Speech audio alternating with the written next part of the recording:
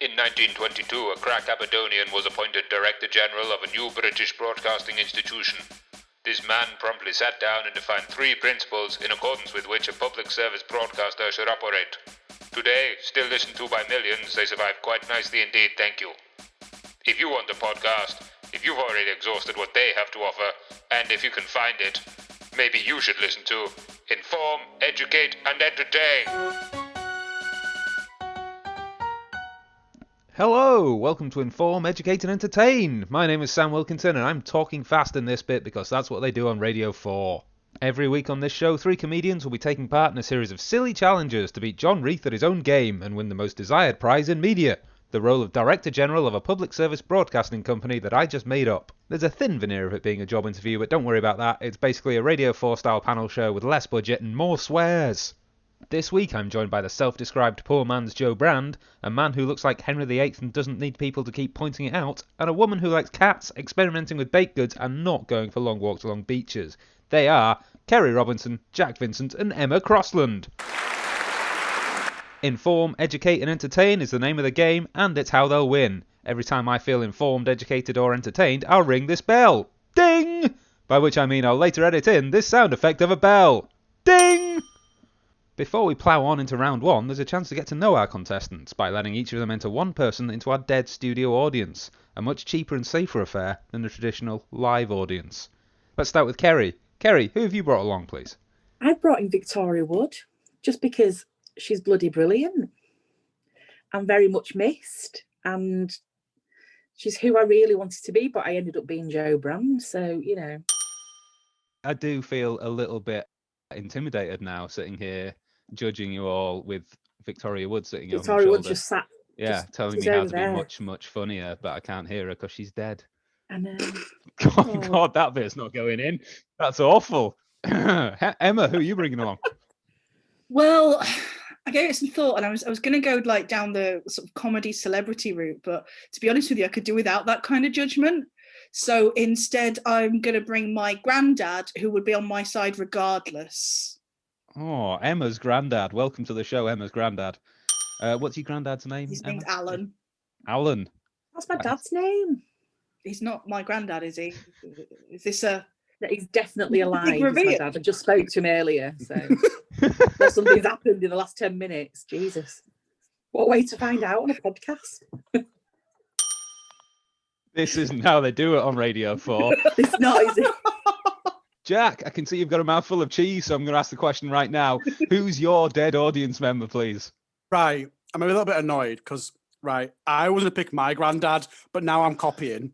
So I can't do that. Do you want Emma's granddad as well? I mean, I don't think you can go into 2, and we need to, it's like a normal comedy gig. We need to put bums on seats, right? We need as many people as possible. Is this technically a bringer then? I think it is. And I thought, okay, I'll go a little bit different, and I'll go something like Henry VIII, because obviously that's what everyone's expecting. But because that's what everyone's expecting, I'm going to say no. So I'm going to pick one of Henry VIII's wives to be original. And I'm going to bring the gender balance back up. We'll go with one of his wives. We'll go with my favourite one of his wives, Ms. Anne of Cleves. Anne of Cleves. Ooh. Anne of Cleves, probably the hipster Henry VIII's wife. Exactly. She's definitely the millennial. Welcome to the show, Anne of Cleves. Was Anne of Cleves a divorced or a died? Divorced. She was a divorced. Technically, if you want to get legal, I think there was a bit of an annulment. No, she was definitely divorced. She was the one where he agreed to marry her without ever seeing her. She arrived and she was dog ugly. So then he was like... Since the theme of this episode is famous firsts, it's only right that we kick off with the first round. Thank you. Inform, educate, and entertain.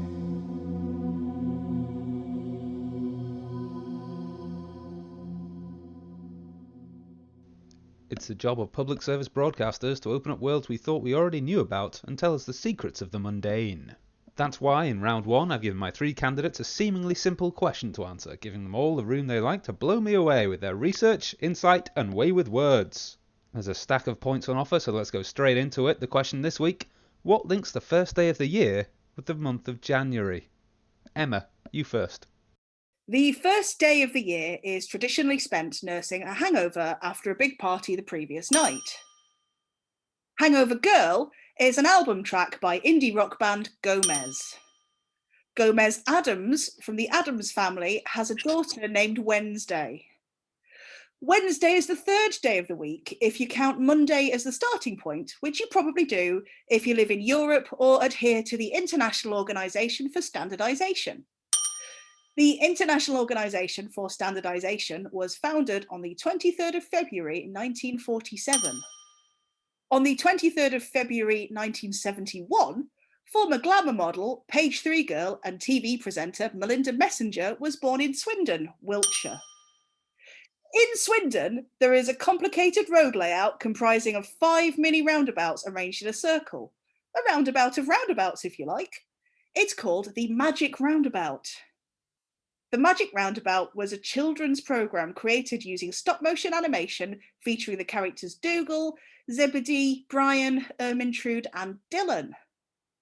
Bob Dylan has a nasal, whiny voice and no one can persuade me that it's worth listening to. He also wrote the song Mr. Tambourine Man. According to the Google search that I did last night, Davy Jones from the Monkees was considered one of the world's greatest tambourine players. Davy Jones' locker is a metaphor for the bottom of the sea, often referred to when speaking of drowned sailors and shipwrecks. The most famous shipwreck has to be the Titanic, which went down on the 14th of April, 1912. In leap years, the months of April and July always start on the same day, as does January. That was sick!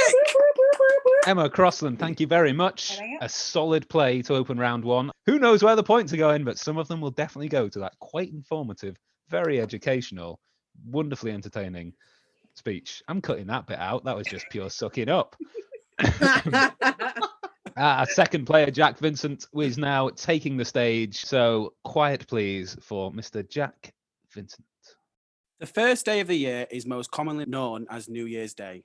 As such, New Year's Day is the first day of the Gregorian and Julian calendar. King Julian XIII is a character who appears in all 3 of the theatrically released Madagascar films and is played by Sacha Baron Cohen. Why are you laughing? Because it's funny. It's funny. It's good. Dickhead. Don't worry. Okay. I'll edit it so you sound like a genius.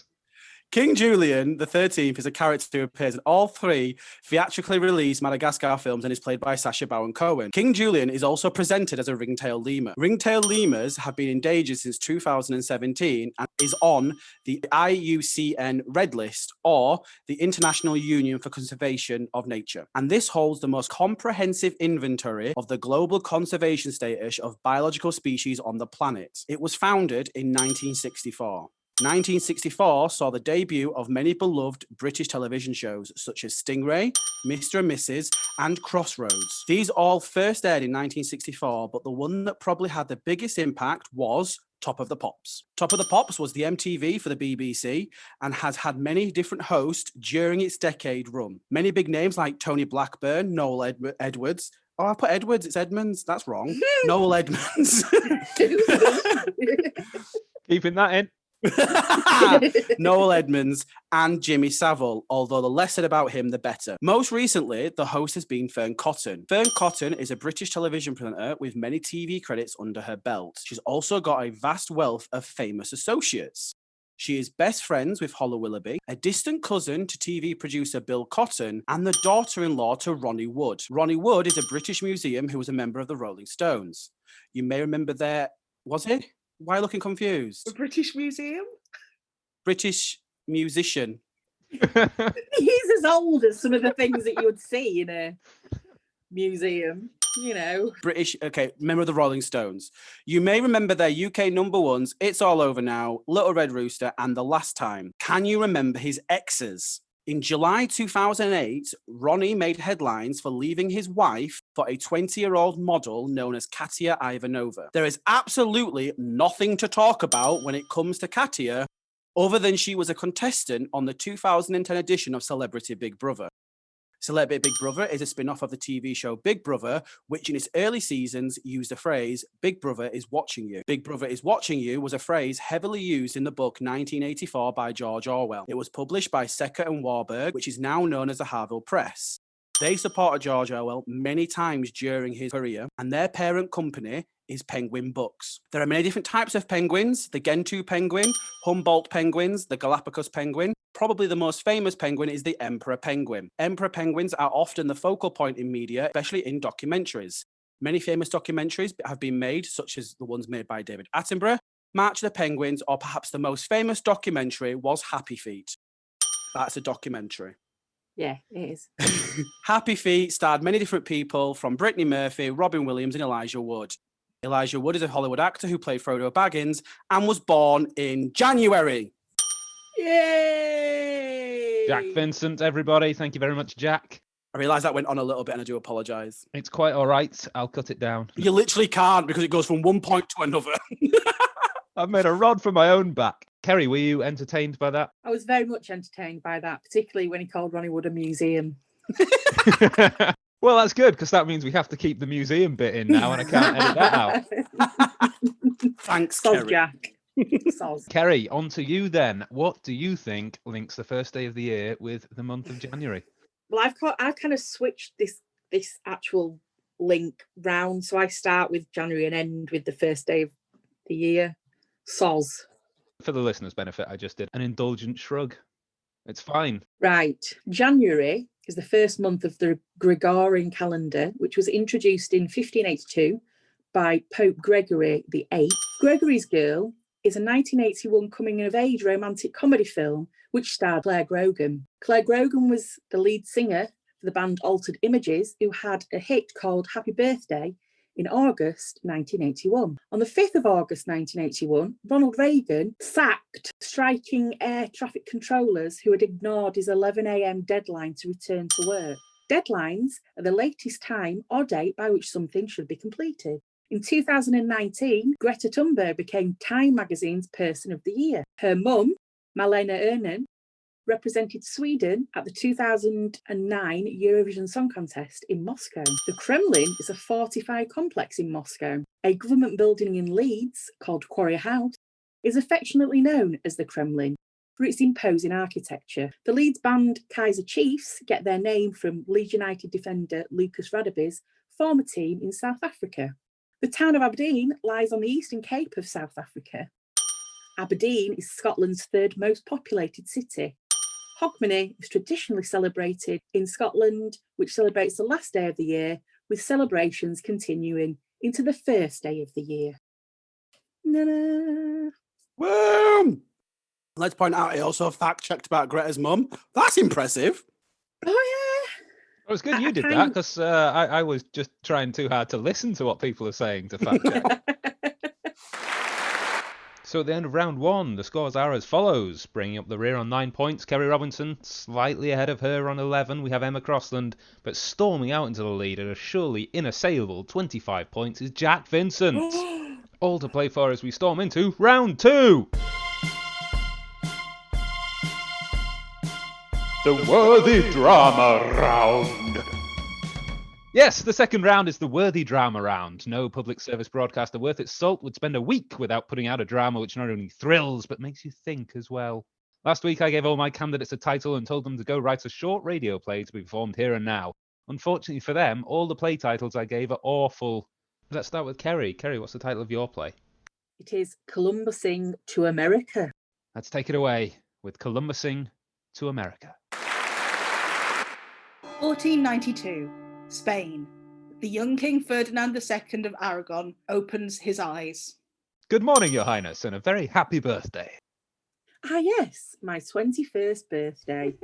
Ferdinand gets out of bed, and the courtier lifts the chamber pot and guides the king towards it. The king begins his ablutions. Once finished, he looks down. The royal penis is clean. Ferdinand is sat with his friend Christopher Columbus. In front of them, the banqueting table is full of food, including a huge birthday cake. Why so glum, 30? It's your 21st birthday, and you're going to be introduced to your wife, Isabella. Finally, you'll pop your cherry. How can I get excited about a woman I haven't even seen? I'm so tired of living this privileged, opulent life. I want excitement, Chris. I want to go sailing like you. See all the wonders of the world. See the beauties you've told me about. Well, you're king, mate. You're going to have to just get on with it. Enjoy your wine on tap and all this fancy gold furniture. No! Come on, Chris. Can't you take me on a voyage? You'd hate it. It's dirty. You only get ship's biscuits. And you got terrible seasickness when you stood by the sea. Please, I beg you. I'll pay for everything. I'll pay for everything you want to do. I'll sort out the food and everything. I just want to meet a woman in the normal way by invading a country. Let me have a think about it. I'll get hung, drawn and quartered if anything were to happen to you on my watch. King Ferdinand is in his quarters. He's staring at a jester trying to entertain him. Dating is hard, isn't it? Don't you hate it when you want to marry your cousin, but you need to get permission from the Pope? Am I right? Stop this now. Have him killed. The jester is dragged away, kicking and screaming. Enter Christopher Columbus, looking excited. Ferdy, my man, have I got news for you? This better be good. Otherwise, you're following that jester. I've been working out a way we can get you on a ship. I've been doing the maths, and I reckon we could do a shortcut to the East Indies. It means we can go, load up on spices, saffron. It's worth more than gold, pound for pound. Everybody knows that. But that sounds good. How long do you think it'll take us? 3 weeks tops. That's based on my calculations of the circumference of the globe. My mate Toscanelli did a map of the globe, and if we sailed west, we can get there quicker. You don't have to worry you'll die by sailing east. Ace? I might pretend when we get to the East Indies that I'm just one of the crew. That way, I'll know the girl will love me for me and not my crown and money. Right, I'll go sort out my vessel. Be ready to sail in 3 days. The voyage is in full swing. Ferdinand can be seen throwing up on the side of the boat. They've been sailing for 1 hour. 3 weeks later. Look, Chris, I don't want to be a dick, but I think we've gone wrong. It's probably just another hour or so. 2 months later, Ferdinand looks weak and ill. The crew are starving and Columbus is manic at the ship's wheel. 3 months later, most of the crew are dead. Ferdinand is eating one of the crewmates' legs. Columbus is now speaking in tongues. And then, on the horizon, a vision of land. Land ahoy! Land ahoy! 1 whole day later, they finally reach land. A tropical island, palm trees, sandy beaches, and not a person in sight. Ferdy, we're here. Oh, thank God.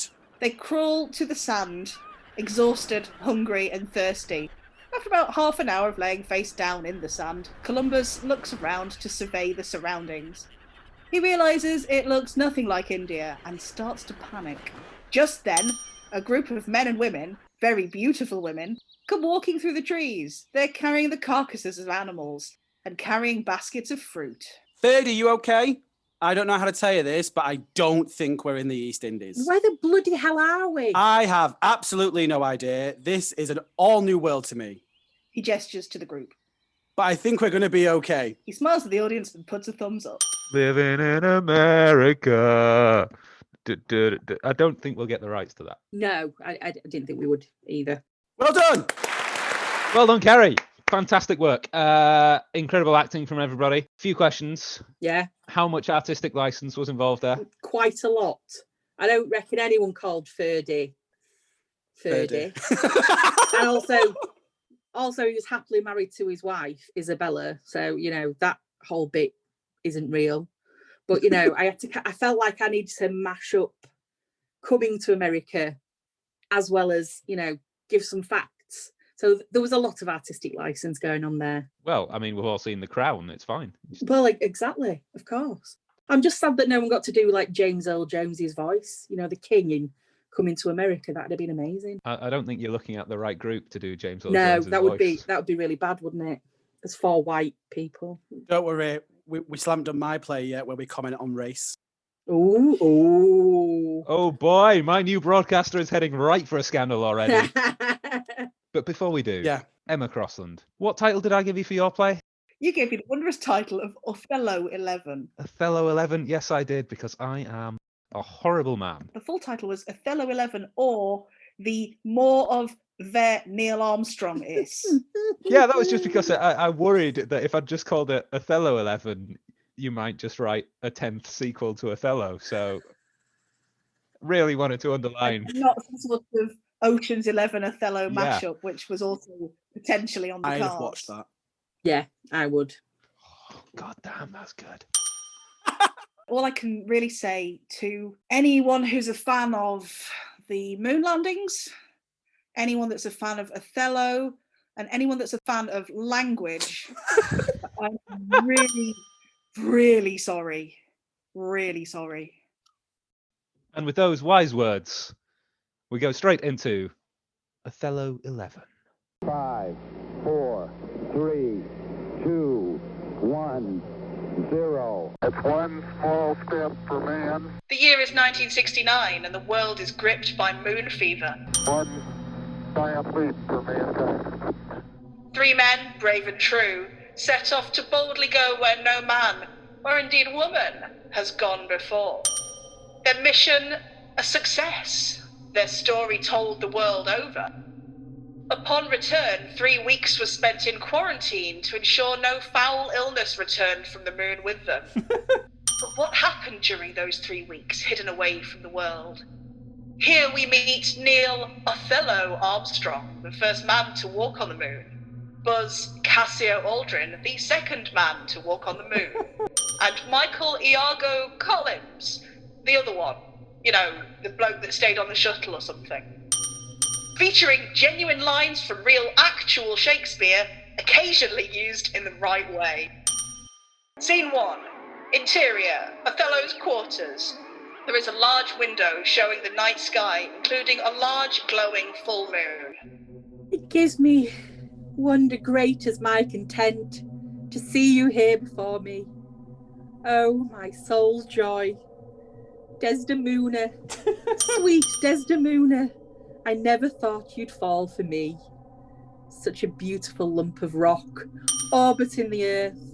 Some say our love is folly. Do not believe that man and moon should be together. But you and I know, Desdemona, that our marriage, consummated when I penetrated your surface, is truly built to last. Enter Cassio. Mr. Armstrong, I trust I find you in good spirits. Why, yes, Mr. Aldrin, but I've said before, do call me Othello. We are not brothers in moon landing now, after all. Very well then, Othello. I must insist that you call me Cassio, as all my closest friends do. Then I am honoured to be considered among them. This quarantine, it does drive me to madness. I long for freedom and to return to our adventures. This very idea of a moon sickness is enough to drive one to distraction. And yet, dear Cassio, I do suffer a moon sickness. I long for my sweet Desdemona, and I cannot contain myself until our next mission to see her. Oh, Othello, you lovesick fool. Come, let us toast our success and plan our return so that I may continue my adventures and you may see your wife. Scene 2. Interior, Iago's quarters. Similar to Othello's with the moon window. Iago's pacing. He spots the moon outside his window, shakes his fist at it and pulls down the blind. It should have been me, to land upon fair Desdemona alongside Othello, to bask in such glory as to walk upon her surface, to be remembered for all time as a hero, instead of the one who held the fort. I was next in line for the promotion. I should have walked on the moon, not Aldrin, Cassio, Buzz, whatever he calls himself. Revenge! I'll have revenge. I'll plant the seeds of doubt inside Othello's head and let nature take its wicked course. That'll teach him for favouring Cassio. Enter Othello. All met by moonlight, proud Iago. That's the wrong play. That's from A Midsummer Night's Dream. Is it?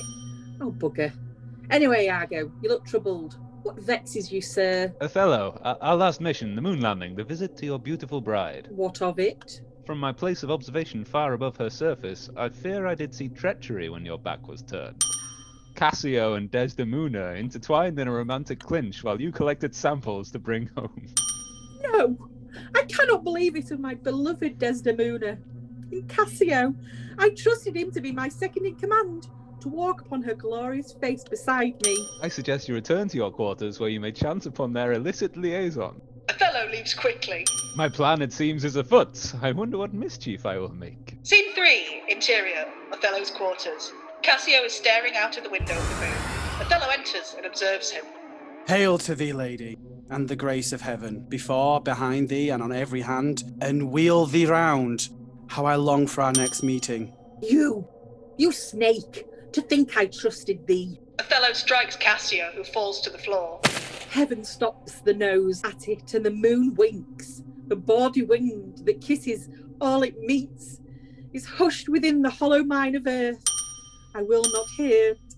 What committed, impudent strumpet, for this I will end you. Othello presses the big red button that has been just below the window this whole time. We see a rocket launch at the moon. Seconds later, it explodes in a massive fireball. Othello drops to his knees. It is the very error of the moon. She comes more nearer earth than she was wont, and makes men mad. Desdemona, your love, and ruler of tides. And if you believe the myth rather than the science, ruler of menstruation. What have you done? I had no romantic dalliance with her, merely friendly conversation. My only interest was in further adventure. Oh, swear not by the moon, the fickle moon, the inconstant moon, that monthly changes in her circle orb.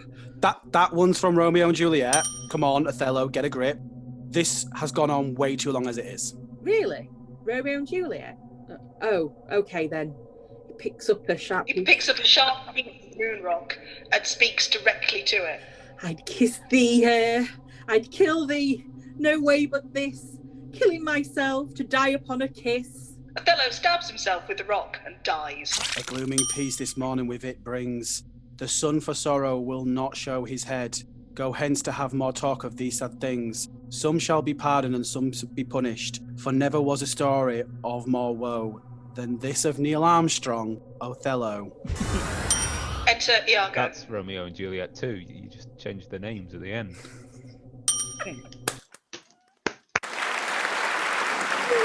You're brilliant! Magnificent, Emma. I hope you're not insulted to hear that I could definitely imagine hearing this play when I accidentally put Radio 4 on at 6:30. I'm very insulted to hear that. I gave you a brief and you smashed that brief out of the park. I found it quite difficult. I mean, obviously, there's a few issues that I haven't addressed here, such as, the big issue of race in Othello, the big issue of all the science in the moon landings. And then there's that issue of, reality. I've kind of missed the point of that too, but I feel that's very Radio 4, so... Poor Othello. I enjoyed it, having never read Othello, so... Well, I'll let you in on something here. I don't think you have. I've never read Othello either. When I was sent the brief, I had a little panic. I watched a very bad TV adaptation of Othello, and then I did a lot of Googling. Found some nice moon links, and then I had a drink, and then I woke up and it was there. One play left in this section, and it's for our current point lead, Mr. Jack Vincent. Jack Vincent, what was the title of your play? It is Wright Brothers at the Museum. Internal scene. It looks like a museum. That's my museum reference. So we are joined at a museum where our two main characters, who haven't met and are about to meet for the first time. They were separated at birth and didn't know about each other's existence. This is their first time meeting by accident. Think the 90s sitcom Sister Sister, except look at our cast, it's definitely more white. Hey, you look like me. No, you look like me. You look like each other, speed it up. Emotional reunion can be included in the special features. We've got 2 minutes for this. You must be my long-lost brother. Maybe. What's your name? I'm Wilbur Will Wright, and I was born on the 16th of April, 1867 in Indiana, and my father was a bishop. I only spent 3 years in high school education. I worked as a printer, bicycle retailer. I died on the 30th of May, 1912 due to typhoid fever. That's a weird way to introduce yourself to someone, to tell them that. Like, I didn't say, hey, I'm Orville Wright. I was born on the 19th of August, 1871 in Ohio, and died in Ohio on the 30th of January. Wait, how do I even know that? Just go with it. My father was called Milton Wright and was a bishop of the Church of the United Brethren in Christ and was the founder of the United Theological Seminary. He was born in 1828 and lived to be 88. Oh, wow. My mum was a woman. Wait, is that all we're going to say? Women didn't have jobs back then. Hey, look, there's our sister Catherine, who was born on the 19th of August, 1874, and died on the 3rd of March, 1929. She was a teacher, so women obviously did have jobs, but She also helped with the women's suffrage efforts in Ohio. Oh yeah, there's our sister Catherine, who was married to Henry Joseph Haxall. I'm aware of that because you, Orv, also had a broken relationship later in life with Catherine. Hi, Catherine! Hey up, lads, how's it going? I have an accent because the writers thought it'd be funny to see how Sam interprets this accent. Oh, Catherine, we meet again. Weren't we estranged? Didn't you have an accent? It comes and goes. See you, Arthur. Look, why is it that this is supposed to be about us, but we haven't even mentioned why we're famous, but we know our sister was a suffragette? That is because, ladies and gentlemen, it is 2020, and I can safely say that in the last 9 months, we as a society have learnt more about equal rights this year than we have spent on a plane. Oh yeah, they invented a plane. Thanks. Top prize to the accent, by the way, because I don't even know what I was writing. Yeah, I was wondering what you were going for myself. I started with one accent and then I realised, no, it couldn't possibly fit this as I went through. You started South Yorkshire, you ended up East Yorkshire. I bounced around Yorkshire, assuming that's what Jack wanted from me. And I found that personally quite insulting anyway, assuming that I couldn't do the accent from my own county that I come from.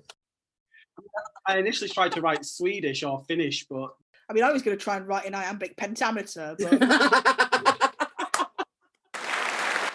The more of the Neil Armstrong is, I learned that Neil Armstrong wants to do it with the moon. I'm not sure that is particularly verifiable if you go on Wikipedia. I learned a lot of things from Wright brothers at the museum. I learned a lot of things about both the Wright brothers and their sister Catherine. And frankly, I will walk away from this having known that Catherine was a suffragette. And their dad.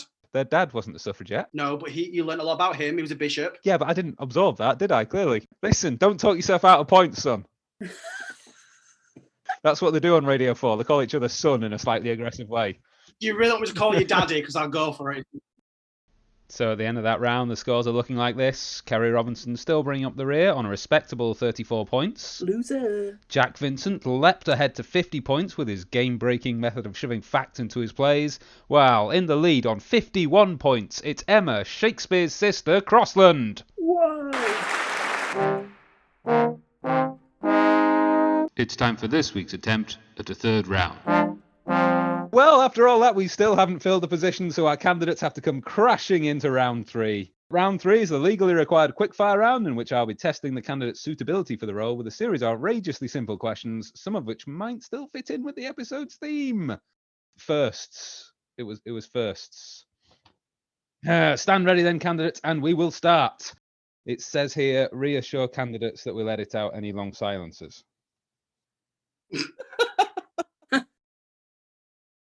Right, first things first. Jack Vincent. Why do we do first things first? Was the first. What? That'll do. Emma, what colour is red? The colour of anger. I'll accept that. Kerry, where were you on the 1st of April this year? Probably crying in my kitchen, drinking bleach, I don't know. Yeah, that's what I was doing. Is there actually a right or wrong answer to this? Because I'm confused now. No, obviously there's no right or wrong answers. All right. Okay. Yeah. Yeah. Back to you, Jack. What would you do if you found an employee sneaking off to write a podcast script on company time? Depends. If I'm going to be on the podcast, turn a blind eye. If I'm not, written warning. A solid and believable answer. I'm sure you are quite the monster as a boss. Emma Crossland, what's your first memory? I can't remember. I mean, I can't not give entertainment points for that, can I? Kerry Robinson, what is the number one animal and why? It's a sloth. Because it is slow, innit? Yeah, it is slow. It is. You're quite right. Jack, what's that feeling called that's like hunger but for drinks? Thirsty? Yeah, it is, yeah. Questioning his own knowledge. Just a really, really easy question I thought I'd give you, just to you know. Thirsty. Just lowball you, and that's what happened. Emma, how many books have you got? Oh, loads. I want a number. Probably about 200, but maybe more. Kerry, how many books have you got? Well, after moving house this year, too fucking many. Too many. Jack, books. There are things. Are you asking me the same question, or are you just saying? Yeah. How many books have you got?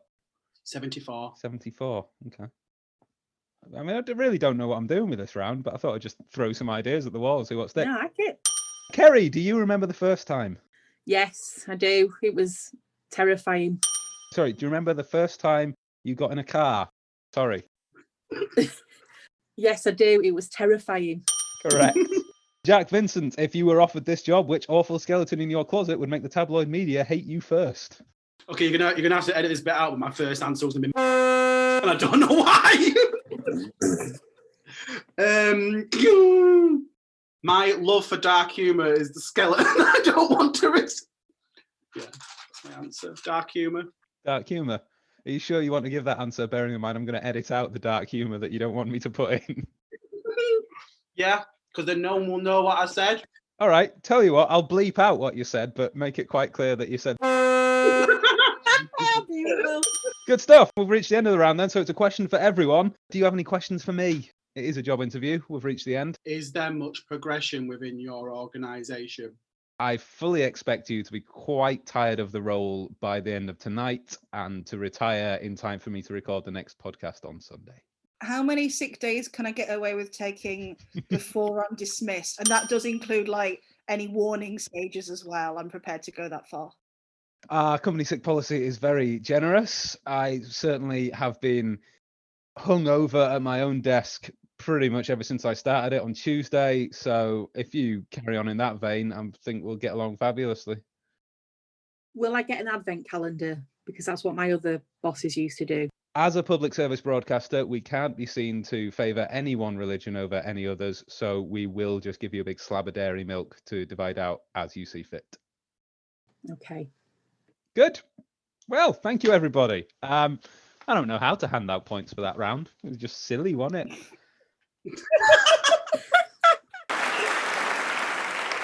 Right, well, that is the end of our interviews and our show. Doubtless, though, you'll be joining our candidates on the edge of their seats as we find out who gets to take over my new broadcaster and who gets to take their CV and shove it. And I can reveal that with a total of 56 points, our winner is Emma Crossland. Yay! Congratulations, Emma. Any words of wisdom to share as you shape the future of culture forever? Oh my God, it's like my dream job. I can't wait to get involved and take advantage of the stationery cupboard and take long lunches and bully underlings. I mean, valued members of staff. It's everything I've always wanted. You know, I'd like to thank my mum and my dad and the baby Jesus and my cat. Yeah, I might cry. Just out of interest, I currently don't work, so I'll take any position going. It's fine. I don't want your job anyway. You can shove it. Emma, anything to plug? Where can we find you on the internet? I am Captain Twitchy on Twitter when I can be bothered to use it. Otherwise, you can find me laying face down on my own bed quite a lot at the moment, or in the after times. Please let there be after times. You might find me lurking around a local comedy night or two if they'll have me. Jack and Kerry, thank you very much for applying. I'm very sorry we don't have a role to offer you today, but please do call our HR department tomorrow and they'll give you some useless feedback composed of entirely meaningless platitudes. Anything that either of you two would like to plug, though? Ladies first. Thank you. Me. So I am Kegster12002 on Facebook and Twitter, and hopefully I'll be on stages when things get back to normal. Not sure when that's going to be. I might be dead before that happens. Who knows? Whew. Yes, you can find me at I am Jack V, nice and simple. That's on Facebook, Instagram, Twitter, YouTube, all the usual hangouts. I also do run my own comedy club, which is that's my own again, which is at Jacko Clubs Comedy. We are putting nights on where these lovely faces shall be appearing all across West Yorkshire, and that's on Facebook and Instagram. And then also I am one of the Nice Guys Comedy Podcast, which is at NGOC Pod, and that is on Twitter and Facebook, Spotify, YouTube, all the usual hangouts. Or just roaming the streets of Huddersfield.